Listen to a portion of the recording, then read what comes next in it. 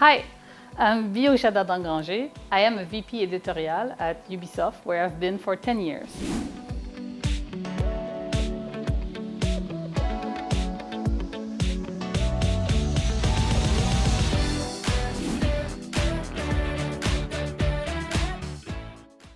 I have a bachelor's degree in graphic design and a DESS graduate degree in game design. I got very lucky when at the end of my studies, Ubisoft started their prototyping contest for the university students of Quebec. I decided to enroll and I won. And that's how I got noticed by one of the biggest brands in the game industry, Assassin's Creed. This brand has sold more than 155 million games worldwide since its launch in 2007. And I started there as a game designer on the brand. Since then, I helped develop 4 AAA games. Now I work with the editorial department, which oversees the whole company's portfolio. We provide support for the development teams and define benchmarks, constraints, and ensure our product remain at the cutting edge of our industry, while connecting with our players. You can think of it as editors in the literature industry.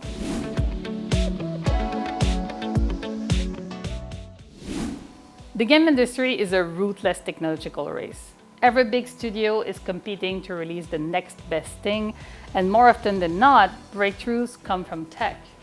Better graphics, more challenging artificial intelligences, algorithm, physical simulation. Every year we push the boundaries of the experience that we craft for our players.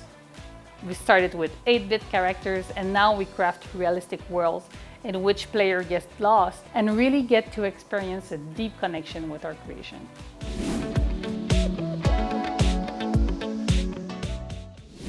But to stay on top, we need a diverse team of experts. In my year in Ubisoft, I've worked with programmers, tech engineers, tool specialists, online developers, but also mathematicians, economists, UX specialists, visual artists, musicians, historians, writers. Some of our team members are huge video game players, while others aren't. Managers, musicians, marketing associates, and even many software developers are experts in their own field and not gamers. It's up to the creative leaders to inspire them and include their expertise in our creative process.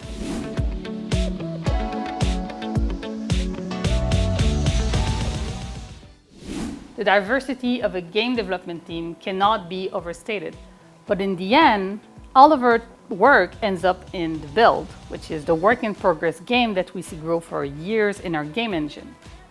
But to support that many experts, we need a wide variety of tech, mostly made in-house, from rendering programs to gameplay support engines, sound editing, motion capture, databases, machine learning, servers, cloud computing. Every game is a convergence of multiple cutting-edge technologies meeting to create a meaningful and engaging experience for our players.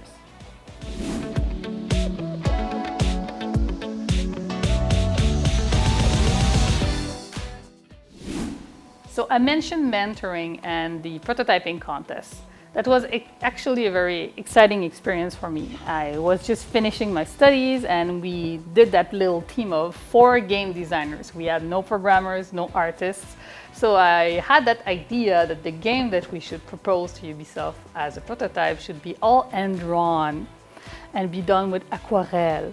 So I was on the floor of my crappy apartment here in Montreal, on the 2nd floor, sprawling with sheets of paper and doing ink blobs and stuff like that I would picture with my crappy cell phone, import into a video importing tool, and then put that in Unity, which was the free engine that we used at that time.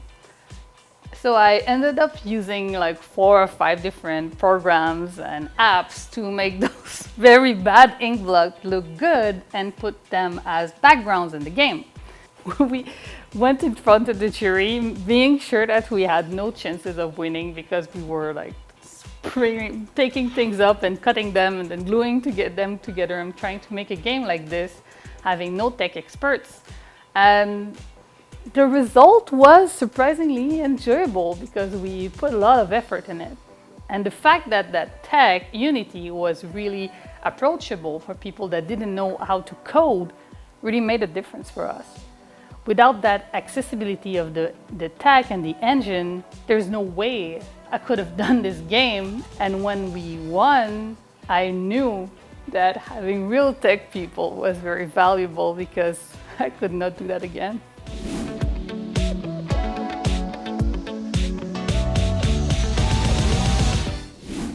Another lesson I've learned is that tech can actually be a springboard for creativity. Through the years, I came to value more and more a fast iteration development process. The video game industry is in constant evolution, and we spend most of our resources in R&D to create new or improve our design and tech.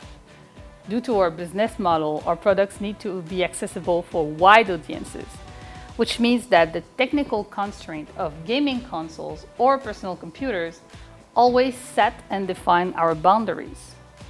However, with creative, technical, and design solutions, we can expand and bend those limitations, offering more and more refined experiences within the same hardware limitation. At Ubisoft, we call our prototyping iteration process "Follow the Fun."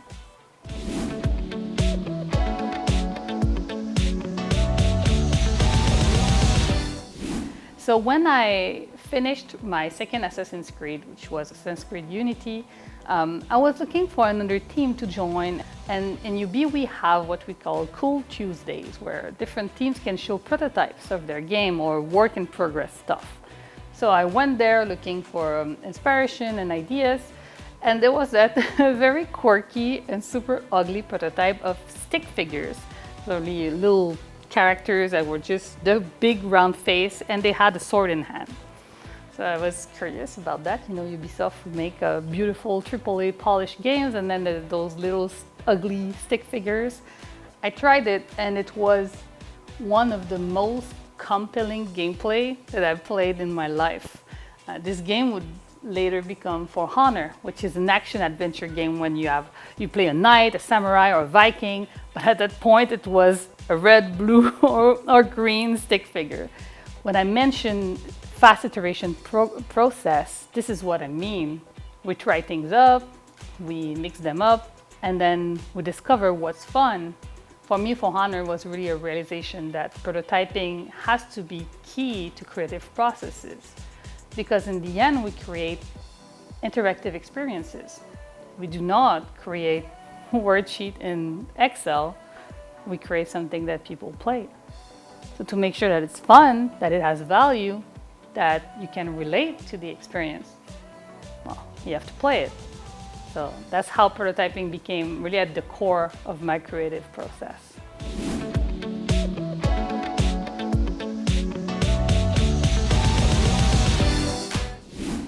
Well, according to the Entertainment Software Association, women represent about 40% of our players.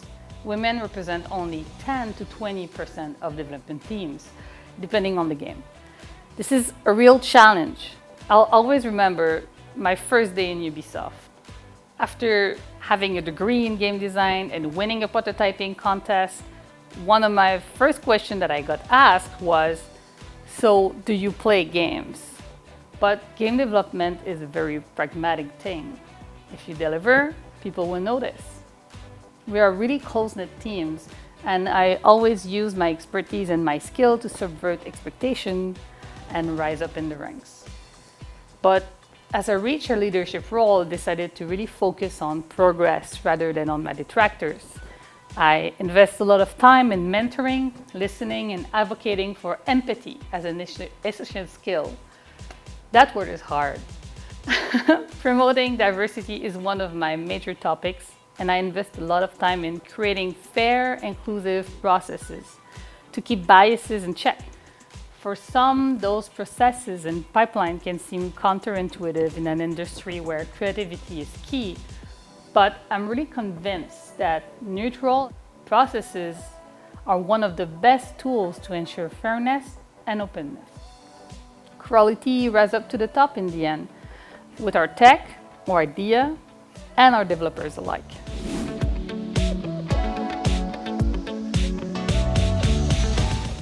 Now that I'm in Editorial, and I don't directly make games anymore. One of my big topic is successors, and finding our successors is become one of my callings, especially people that come from marginalized groups, like women.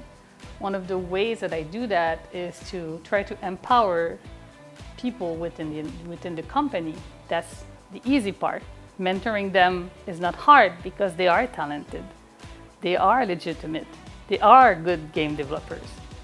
The hard part is making sure that that value is recognized by people that have biases. This is why I promote empathy and openness, because I think this is the basis of understanding that people that are different than us can also be valuable, and people that are different than us can also be right. I've been lucky because I'm a big talker, I'm loud, so it's easy for some of the men in the industry to relate to me and say, yeah, she may have pink hair, but she can scream a lot and debate and be obnoxious. But it's not because I fit in somehow that others do. So I try to use that luck that I have of being someone that can be reassuringly feminine to open their eyes that different profiles can also fit the bill and bring new, exciting, and relevant point of view to the table.